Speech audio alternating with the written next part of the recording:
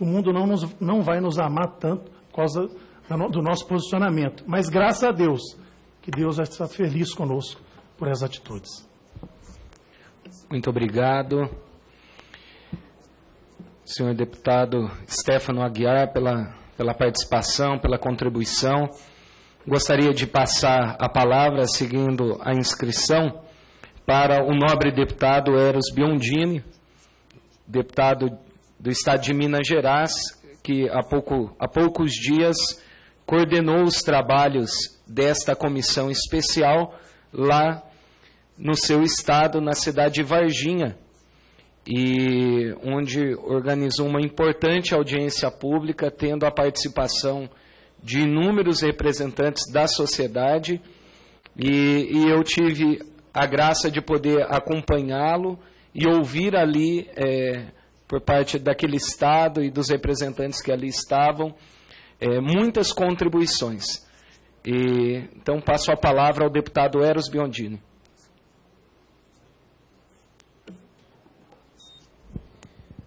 Bom dia a todos e a todas, que Deus nos abençoe.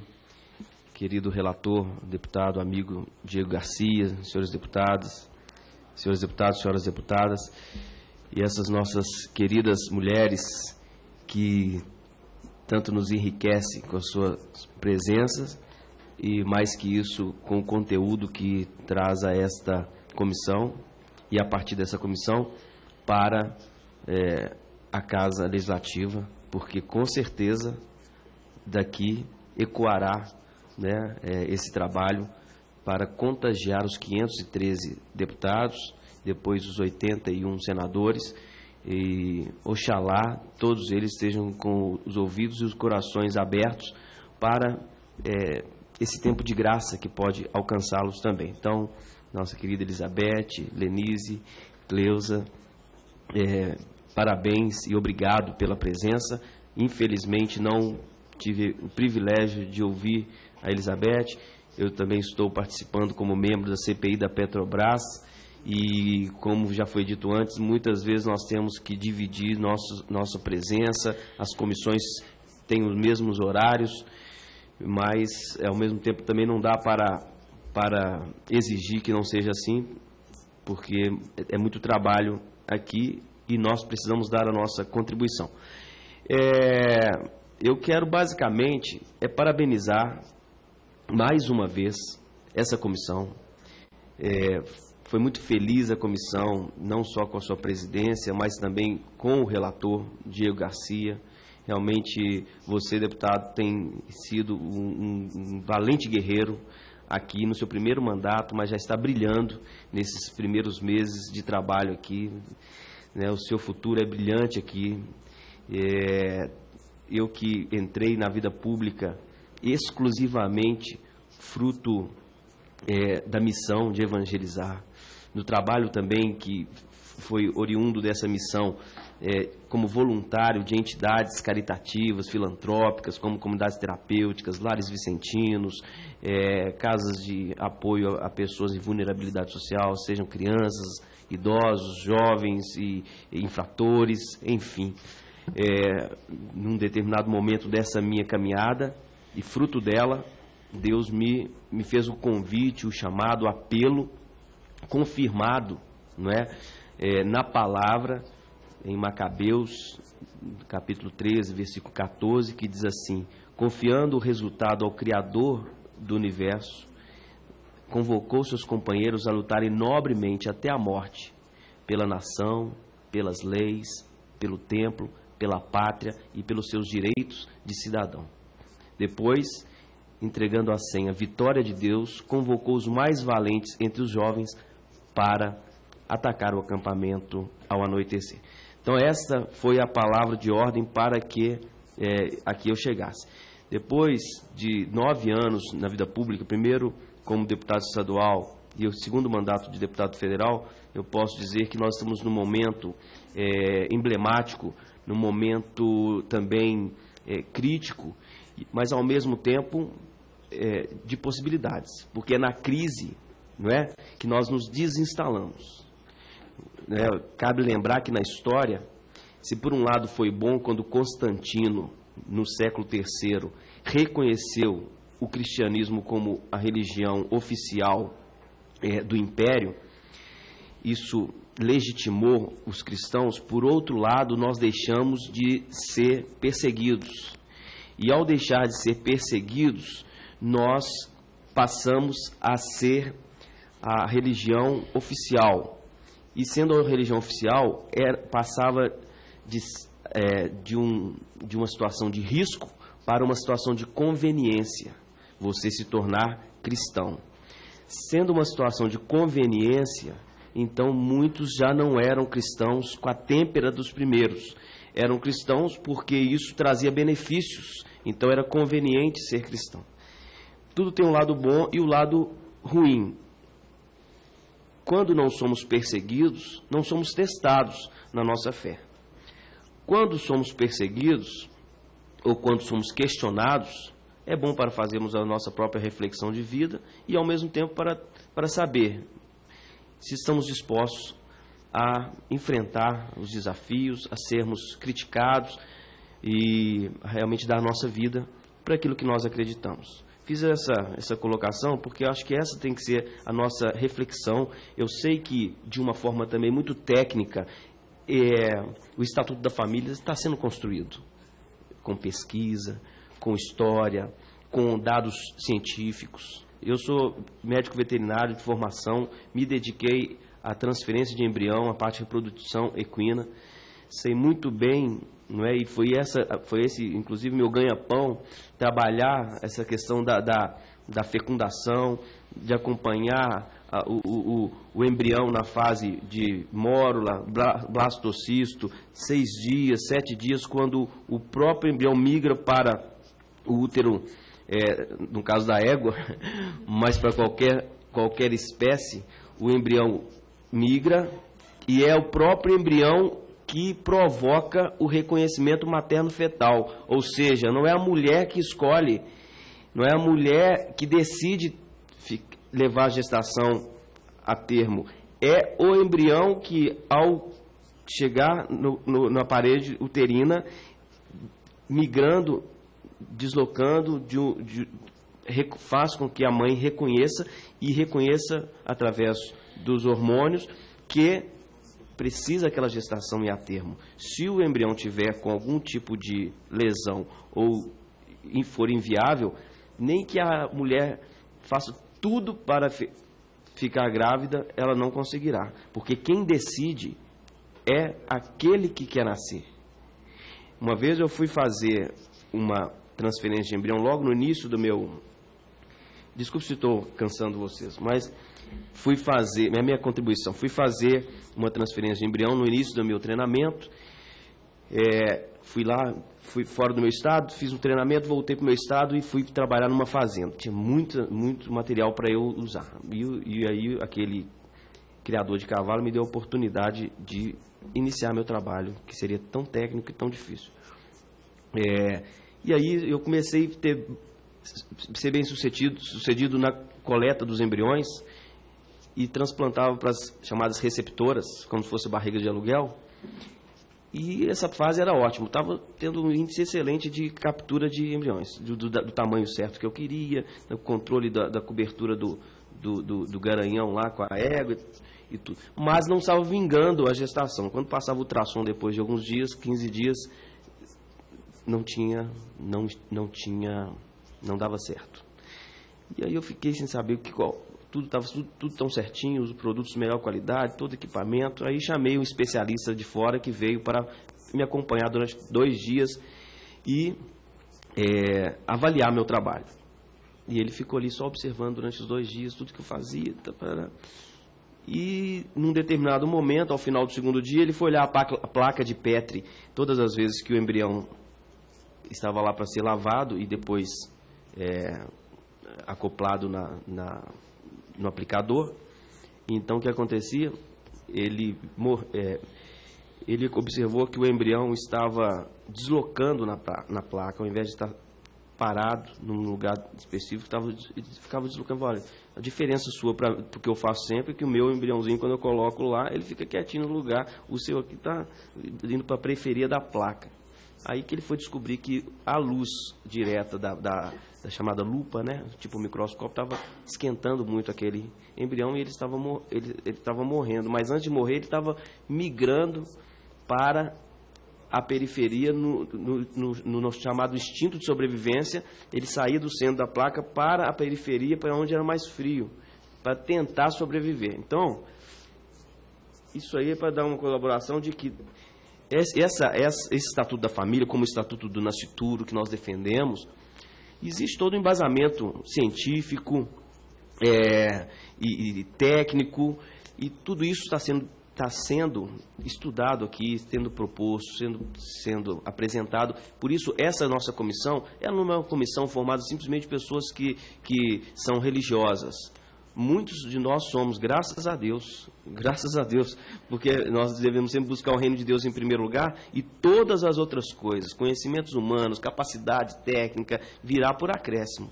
Bens materiais, tudo isso é acréscimo e só tem sentido e nos dá prazer e gozo, e podemos usufruir se Deus está em primeiro lugar. Então, é o que eu quero, com essa contribuição, dizer que, trazendo essas pessoas tão importantes, com conteúdo tão profundo, isso nos enriquece. Além de, ao final, Vossa Excelência está fazendo um trabalho tão bom, e com essa experiência que eu tenho desses 9 anos como missionário católico, carismático,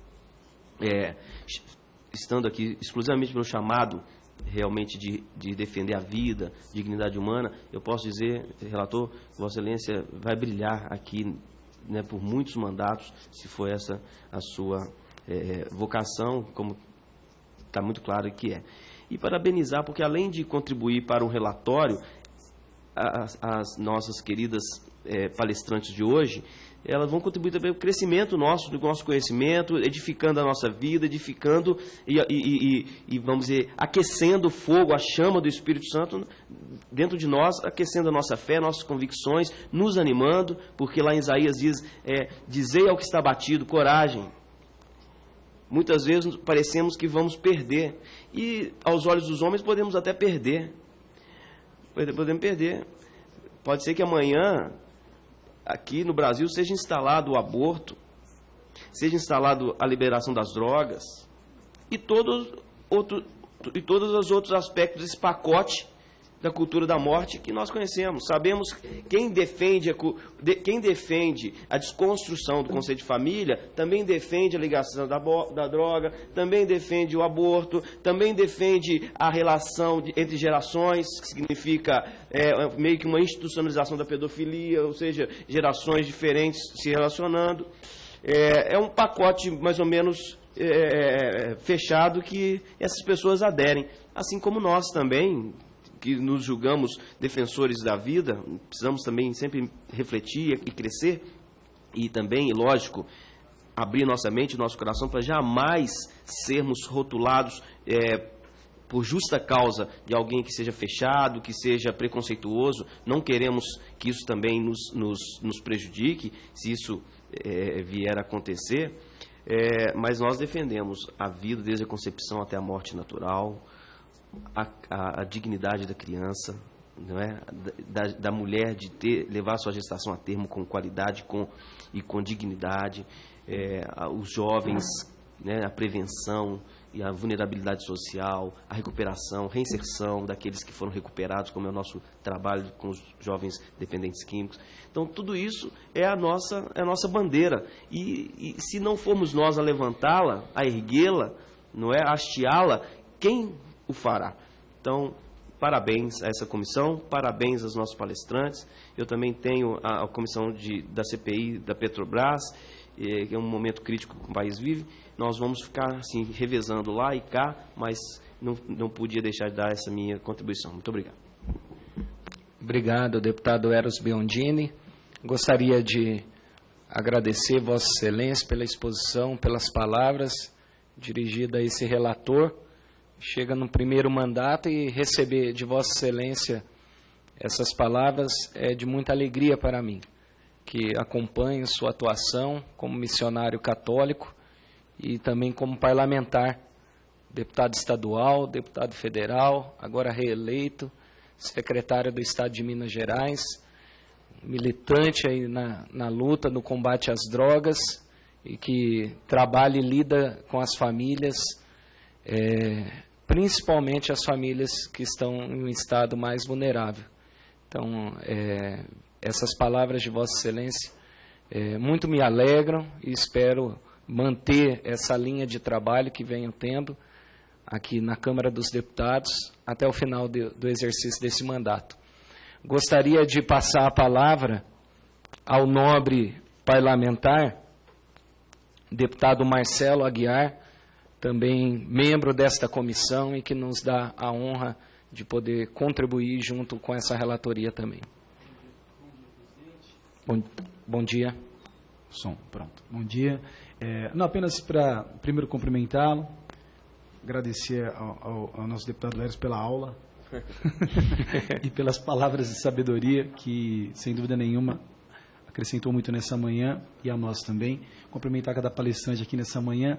Eu não consegui chegar às 10 horas, porque estava num programa de rádio debatendo um tema, e era das 10 às 11, quero depois ter o relatório para poder acompanhar a exposição e a palestra de cada um de vocês.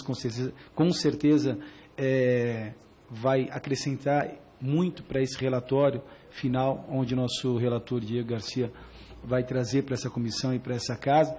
E apenas fazer uma ponderação aqui, o deputado Eros estava comentando a respeito de quem não defende a família, ou então a desconstrução da família, com certeza tem, não um interesse, mas defende aquilo que não é a visão não só dessa comissão, mas de muitos parlamentares. E hoje de manhã eu vi um vídeo que me deixou muito assustado, no sentido de pessoas que não defendem a família.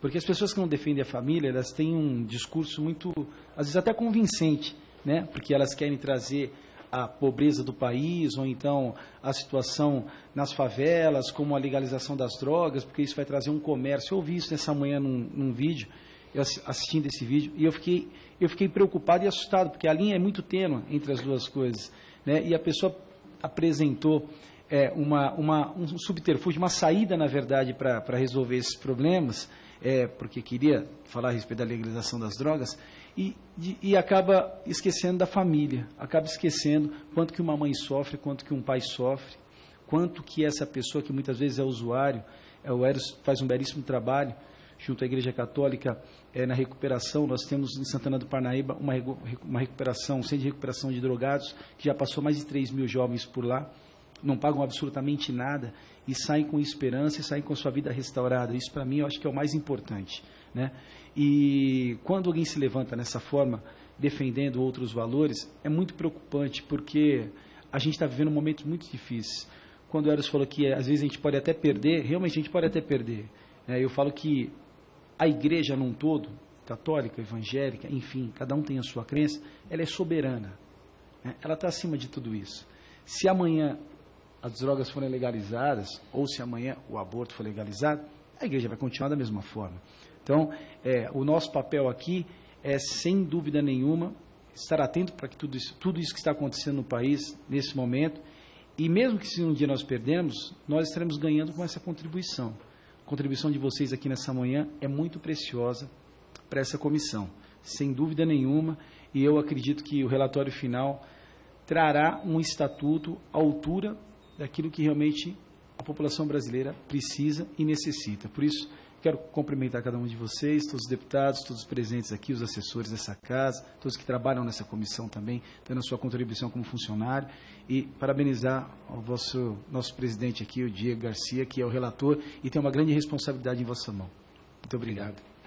Obrigado, querido deputado Marcelo Aguiar, que nos dá a honra da presença e sempre muito presente na comissão. Então, é sempre uma alegria tê-lo aqui conosco. A sua participação, a sua contribuição é sempre muito importante.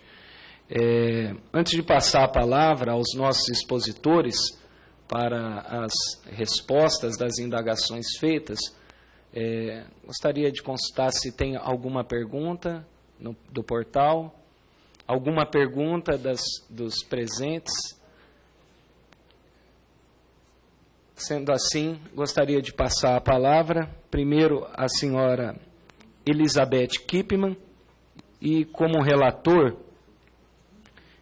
gostaria de agradecer a senhora pela presença, principalmente pela maneira clara e didática com que fez sua exposição, trazendo os problemas que a família enfrenta hoje e principalmente trazendo aqui... Tudo bem.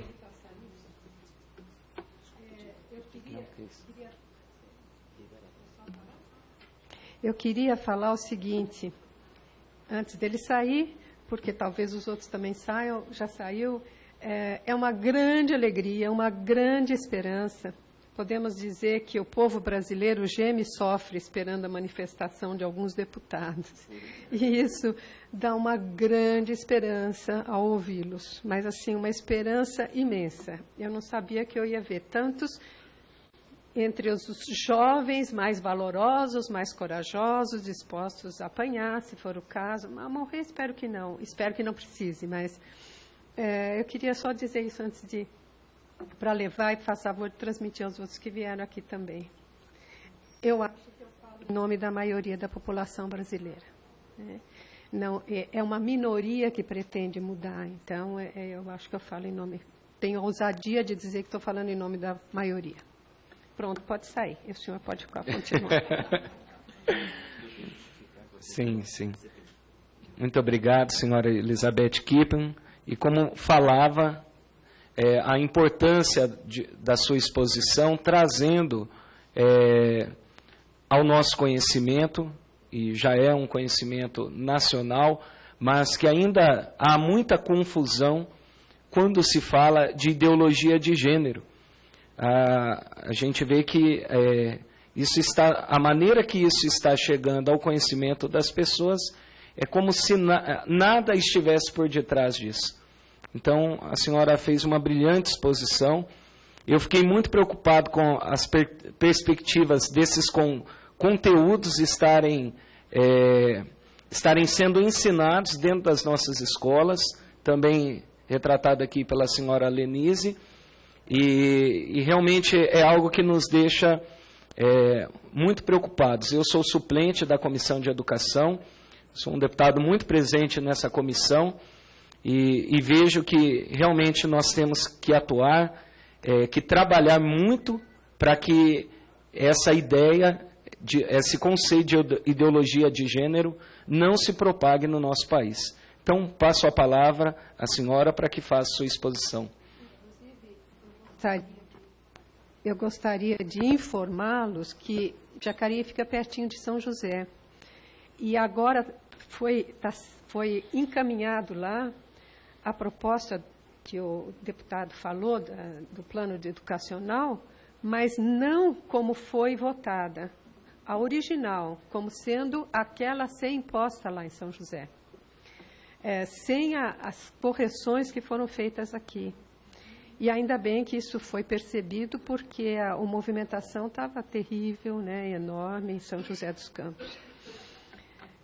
Eu queria falar o seguinte, nós estamos numa época, né, senhor deputado, que a verdade, a evidência é negada. Nós vamos ter que provar que a madeira é madeira, mas você está provando que é madeira, mas a pessoa diz, não, eu quero que seja papel.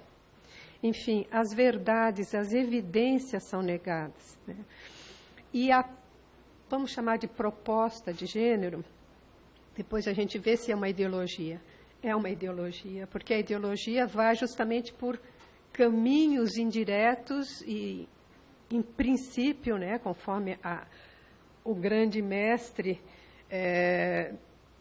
não pela luta armada, se possível, mas por outras, desse jeito como foi falado, até que o inimigo pareça amigo.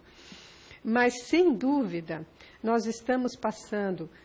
Por que pega isso? Porque nós somos numa cultura que prioriza o indivíduo.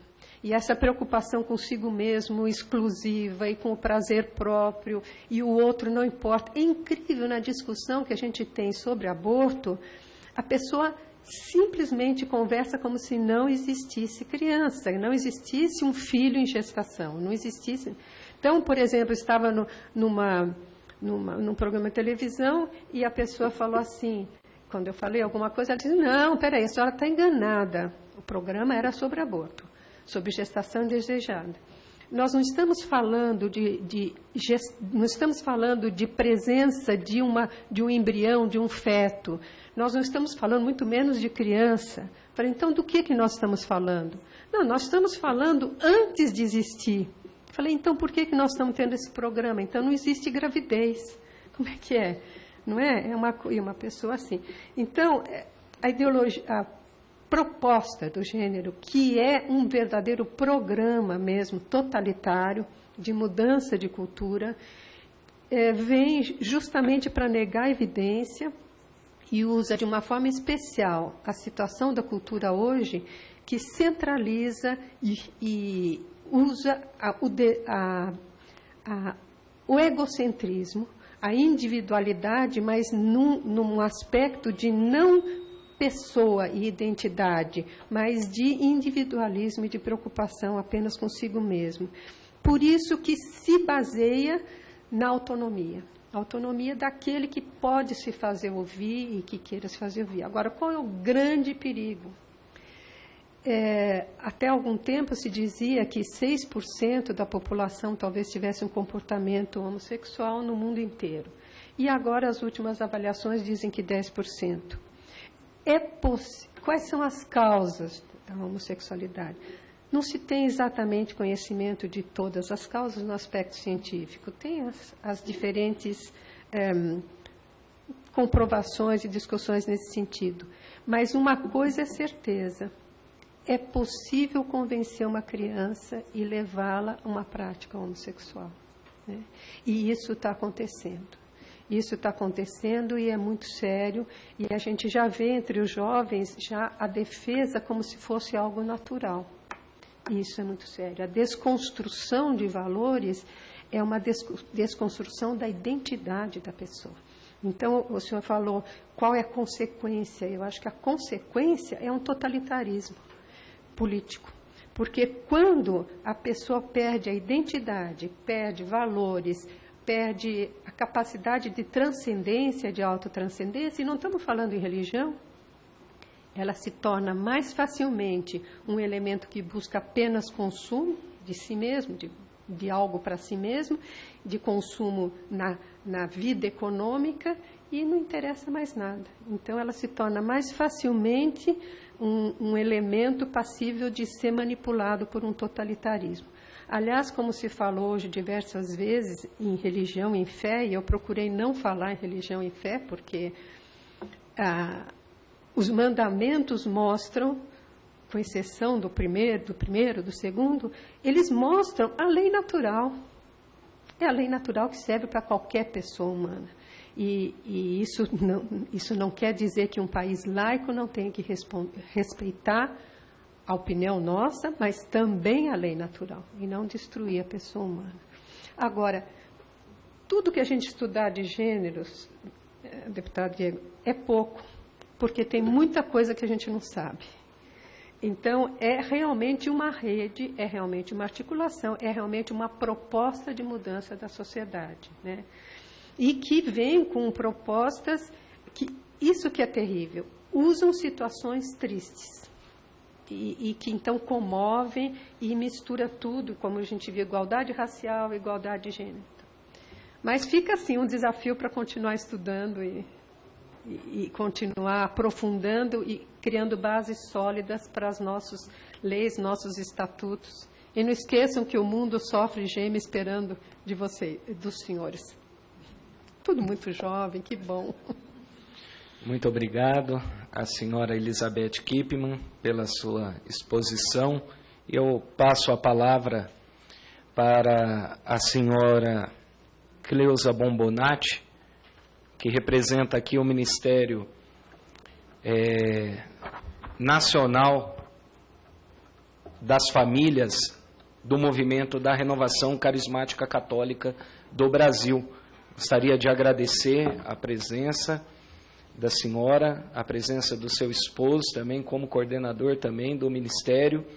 Gostaria de lembrar aqui que, se cheguei a esse parlamento, a essa casa, devo ao movimento da Renovação Carismática Católica do Estado do Paraná, que proporcionou, através de um projeto do Ministério de Fé e Política, de que fosse o deputado eleito entre os 30 do Paraná, com a campanha mais barata do Estado, uma campanha limpa, onde não demos R$1 sequer em troca do voto, mas foi o voto consciente, o voto de pessoas que, na sua grande maioria, posso assim dizer, estão também preocupadas com o futuro das famílias.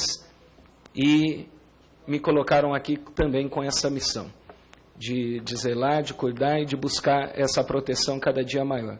Então, agradeço à senhora pela brilhante exposição, passo a palavra para as suas considerações finais, algo a mais que queira ainda acrescentar à sua fala, tem 3 minutos aí para falar, e que possa, através também do seu trabalho, que, como expôs aqui, realiza em todo o país, levar ao conhecimento das famílias do Brasil que este parlamento está preocupado sim e está tratando de um importante projeto que fala sobre o Estatuto da Família. É importante que cada vez mais tenhamos a participação das famílias dentro desta comissão, seja através do portal E-Democracia, ou seja através das audiências públicas que ainda serão realizadas nos estados. Então, esse espaço aqui é um espaço aberto, onde todos podem vir, podem opinar, podem fazer críticas, sugestões, e assim também deixo aqui a senhora Elizabeth, a senhora Lenise, a senhora Cleusa e a todos os parlamentares, que todos podem ainda contribuir para o parecer desse relator, que não será a minha ideia, o meu pensamento, mas será o pensamento da grande maioria das exposições que nós estamos colhendo de todo o Brasil. Então, é isso que nós vamos trazer no nosso parecer final, que em breve será apresentado nesta comissão. Então, passo a palavra à senhora Cleusa para as suas considerações finais. Deputado Diego Garcia, cada vez mais eu me convenço de que Deus é fiel em suas promessas.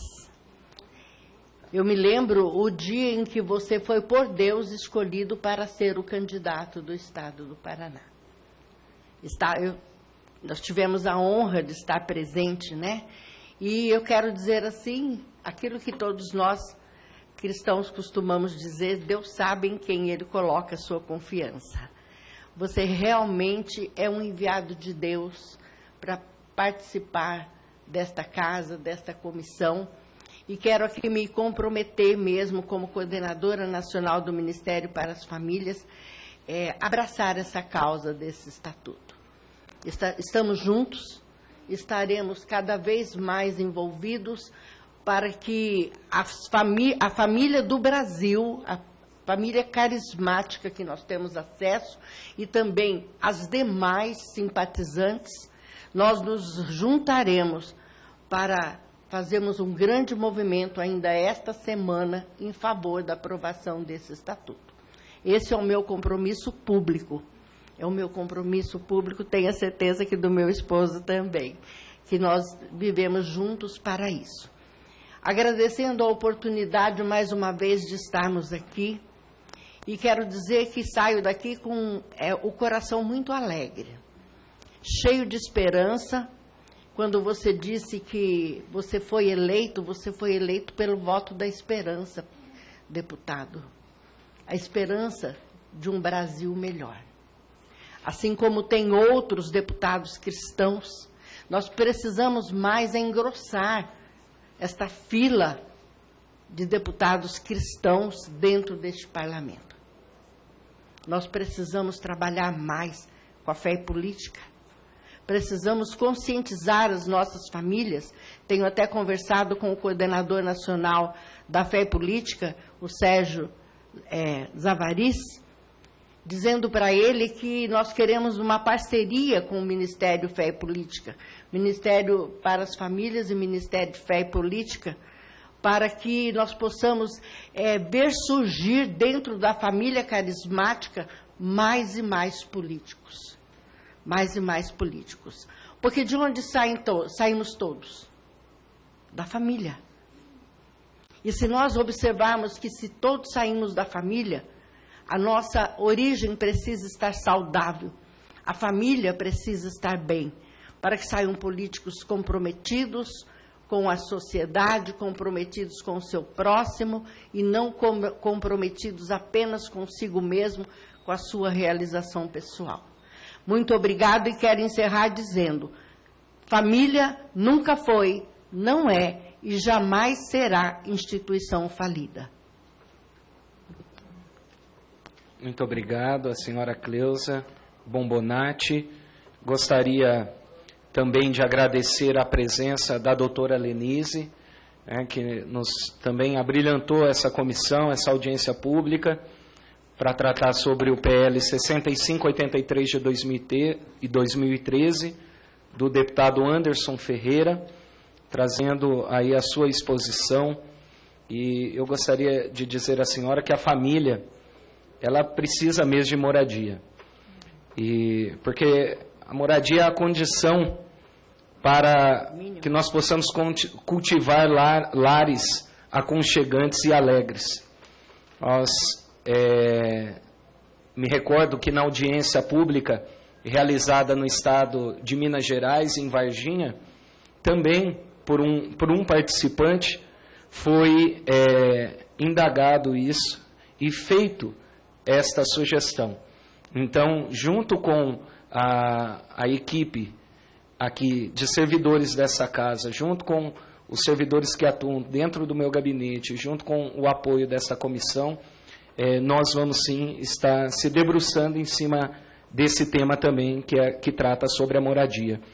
Além disso, a senhora falou também que a família ela existe antes do Estado.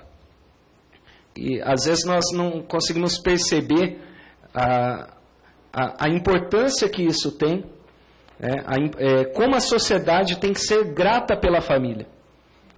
Se hipoteticamente não houvesse a família, não existiria hoje a sociedade.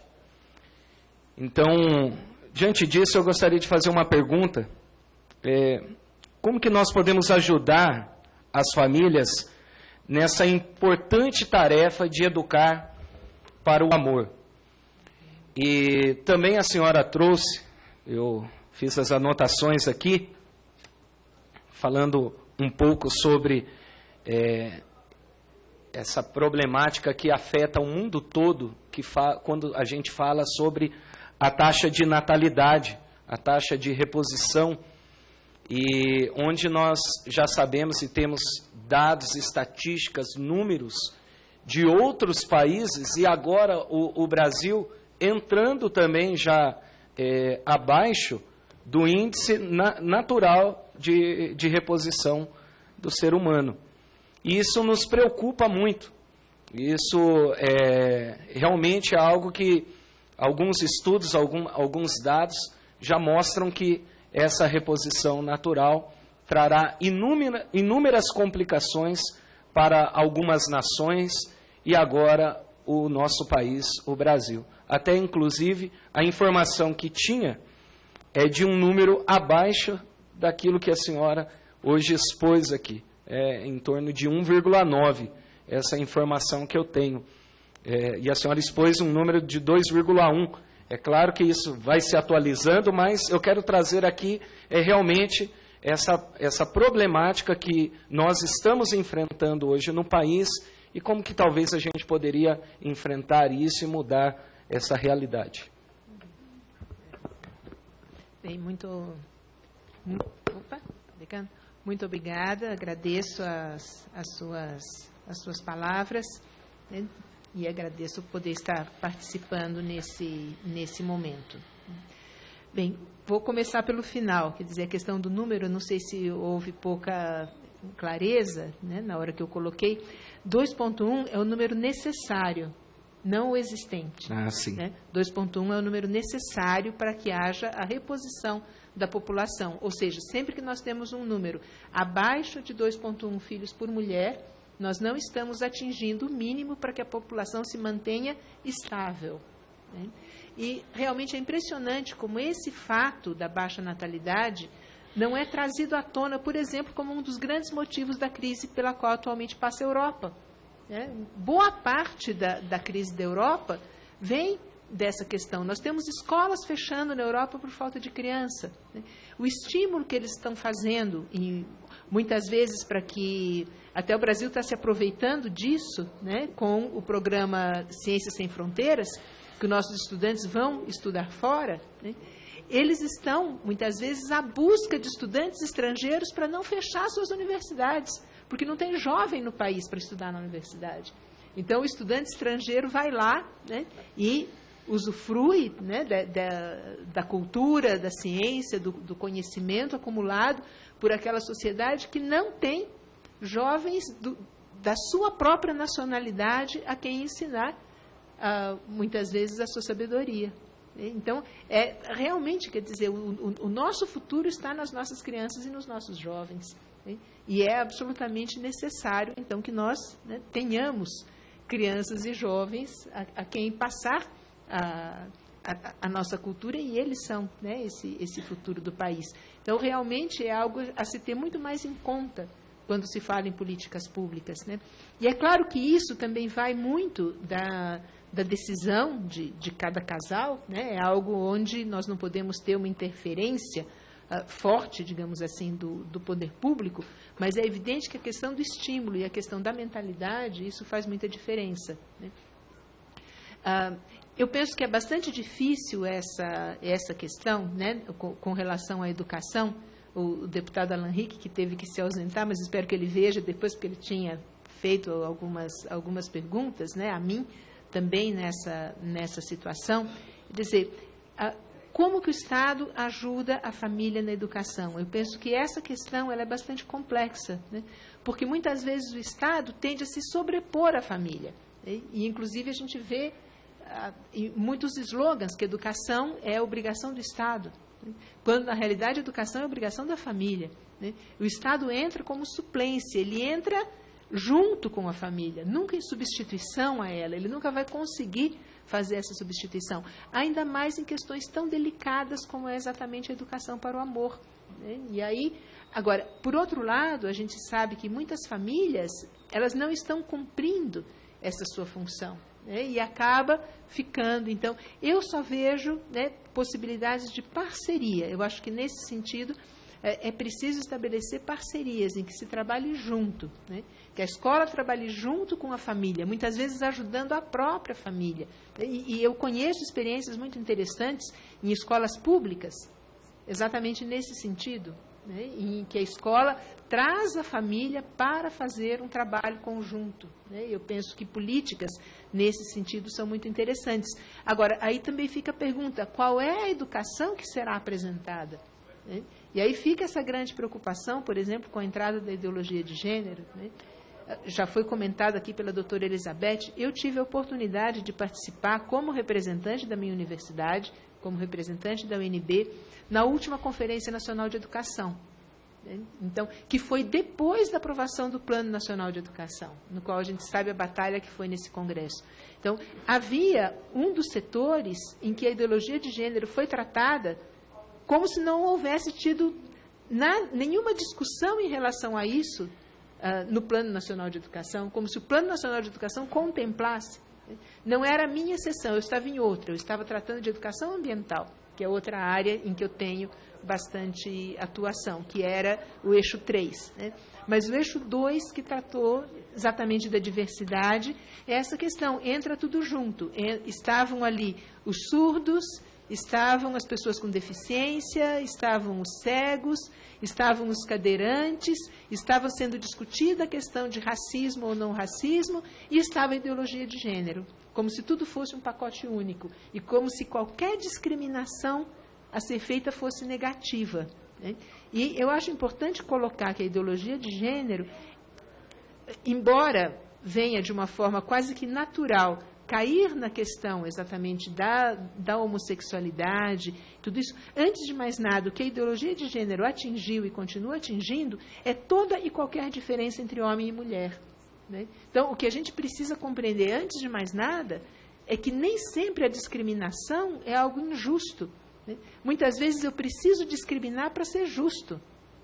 Quando a gente vai para as Olimpíadas, a gente tem jogos masculinos e jogos femininos, e eu não vejo ninguém reclamar disso. A gente tem corrida feminina e corrida masculina. E isso é para fazer justiça, não é para ser injusto. Seria injusto para uma mulher ter que disputar com o homem o recorde mundial dos 100 metros. Né? É claro que a mulher que vence os 100 metros, ela corre mais depressa do que muito homem. Né? Mas eu não posso unificar tudo como se não houvesse diferença.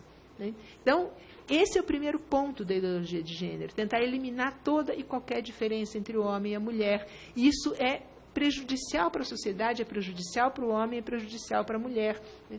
Nós não podemos defender um feminismo machista, que é aquele feminismo da mulher que acha que o homem é melhor do que ela e que, portanto, ela quer ser como o homem. Se eu penso assim, eu sou machista. Né? Então, eu quero defender um feminismo feminino, valorizando aquilo que a mulher tem de próprio, valorizando a maternidade, valorizando o papel específico da mulher na sociedade. Né? Então, tudo isso são questões que são, muitas vezes, não aprofundadas, né? E não aprofundadas na educação. Né? E a família, melhor do que ninguém, pode fazer uma educação nessa situação, em parceria com o Estado. Então, eu penso que a grande contribuição do Estado vem exatamente nesse sentido, de fazer parcerias com a família para que a pessoa possa ser educada. Né? E aqui, me perdoe mais uns minutinhos, mas vou ser rápida, né? Que foi exatamente a questão colocada pelo deputado Alan Rick. Quer dizer, a ideia da educação integral me preocupa, né? Exatamente porque ela tende a tirar a criança por um longo tempo da família. Então, eu penso que a educação integral, no sentido de educação em tempo integral, porque isso também é diferente da educação integral, que é a educação do ser humano em todos os seus aspectos, e que é muito necessária, né, que a nossa educação não seja só conteudista, mas seja uma educação da vontade, educação dos afetos, educação da sexualidade, assim por diante. Né?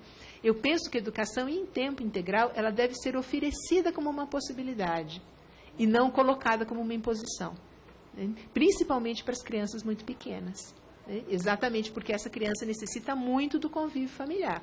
Então, é interessante que a educação em tempo integral seja oferecida para aquele pai que está trabalhando o dia inteiro, para aquela mãe que está trabalhando o dia inteiro e não tem condições de estar com seu filho. Mas ela não pode ser imposta como uma obrigação para aquele casal que quer ter essa criança em casa. Né? Então, eu penso que é necessário observar esse duplo aspecto. Né? E, por fim, quer dizer, a questão do idoso, que realmente merece uma atenção toda especial e que começa a ser visto pela sociedade exatamente por causa desse desequilíbrio de faixa etária, começa a ser visto como um problema.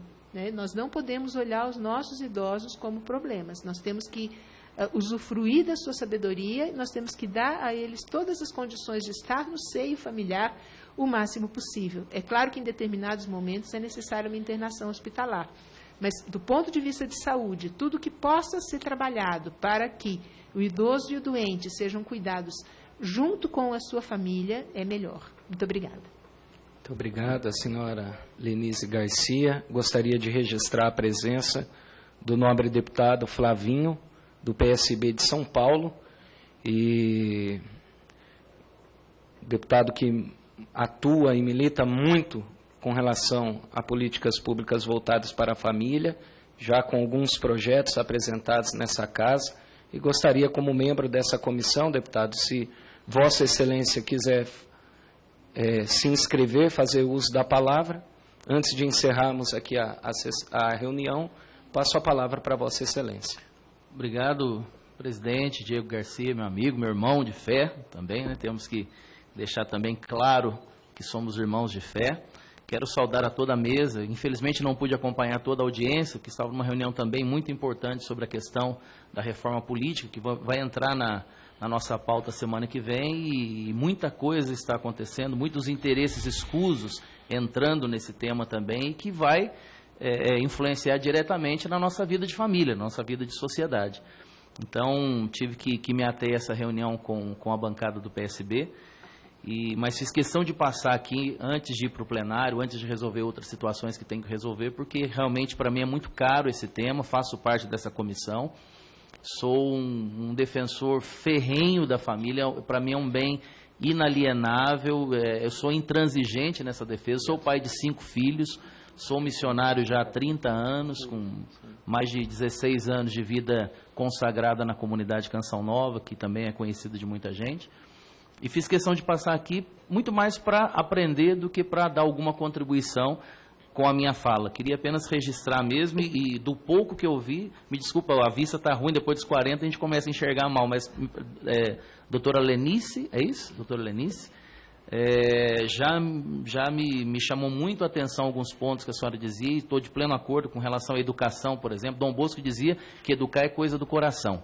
Então, educar não é coisa do Estado. O Estado tem deseducado as nossas crianças, os nossos jovens, adolescentes. O Estado tem implantado nos nossos jovens, adolescentes e crianças ideologias comunistas, marxistas, socialistas, que têm deteriorado os valores da nossa sociedade. Eu sou totalmente contrário a essa manipulação do Estado com relação à educação. E o que o Estado deveria propor e fornecer para os nossos jovens foi tirado do currículo, que é, por exemplo, o SPB, Educação Moral e Cívica, que aí se informa o cidadão, que vai dar elementos sociais, cívicos, para que o cidadão seja formado e tenha realmente uma postura diferenciada.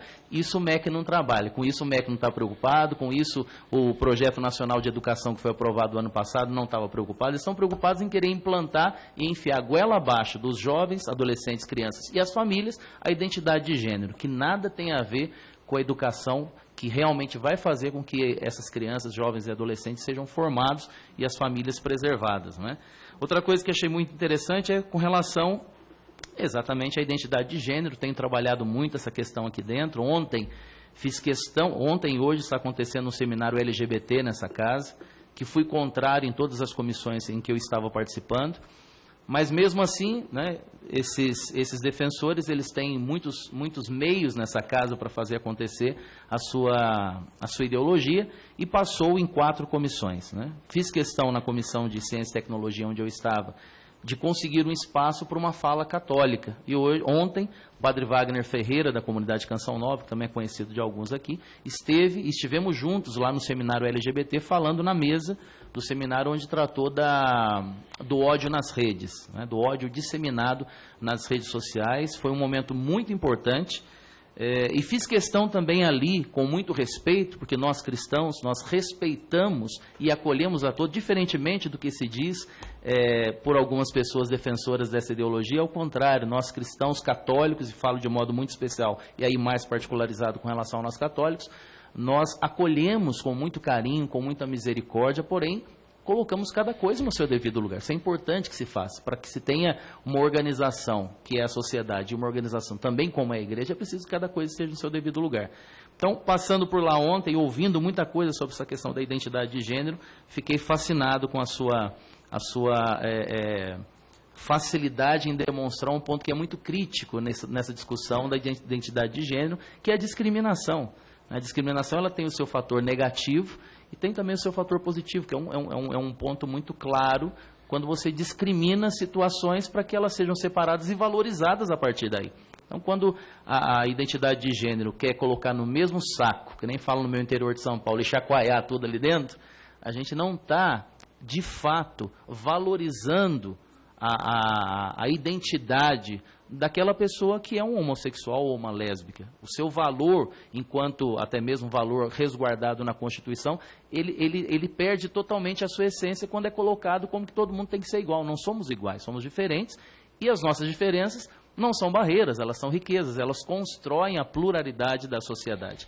Então, fiquei fascinado com essa explicação. Vou usar também esse argumento, peço licença para usar também essa argumentação em vários pontos de defesa que tenho feito da questão da família, quando tratada na questão da identidade de gênero, porque isso para mim ficou de forma muito clara e, ao mesmo tempo, muito respeitosa, né? Esse exemplo das Olimpíadas, por exemplo, né? Ninguém discrimina uma pessoa com uma deficiência que vai participar de uma Olimpíada porque ele está participando da Paralimpíada e não da Olimpíada. Ao contrário, está valorizando o seu potencial.